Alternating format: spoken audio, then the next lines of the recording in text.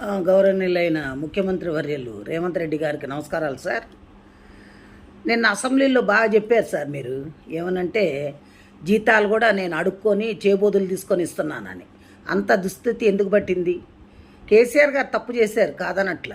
మరి ఆనాడు అసెంబ్లీ కట్టేటప్పుడు మీరు ఎందుకు అడ్డపడలేకపోయారు? కోర్టు కేసులు ఎందుకు వేయలేకపోయారు? దాన్ని ఎందుకు ఆపలేకపోయారు? ఆపలేదు. సరే, అయిపోయింది.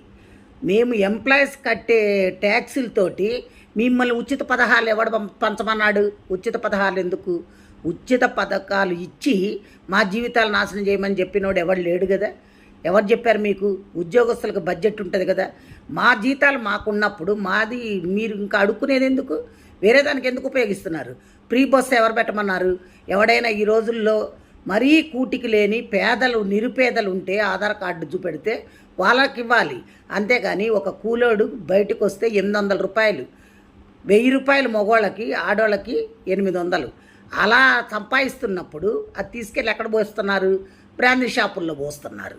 అదే నువ్వు ఈ ఉచితాలు పెట్టకుండా ఉద్యోగాలు వచ్చే పొజిషన్లో చేసుండి ఇండస్ట్రీస్ తీసుకొచ్చుంటే కంపెనీల్లో ఉద్యోగాలు వచ్చేవి చేసేవాళ్ళు. అసలు ఇవన్నీ ఎందుకండి?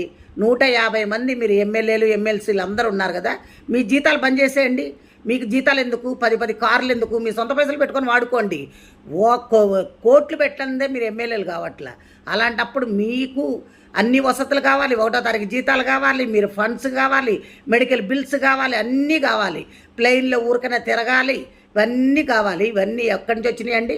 ప్రజల సొమ్మండి, మేం కట్టే ట్యాక్సులండి. మా ట్యాక్సుల పైసలు మిమ్మల్ని ఉచితాలుగా వాడుకోమని చెప్పినోడు ఎవడు? ఏ రాజ్యాంగంలో రాసిందో చెప్పండి. మీరు ఇవన్నీ కానీ చేస్తే ఇప్పుడు మేము రిటైర్డ్ అయిన వాళ్ళకి కనీసం పైసలు కూడా ఇచ్చే స్థితిలో లేరు మీరు. అంటే అప్పులు చేశాడు కేసీఆర్.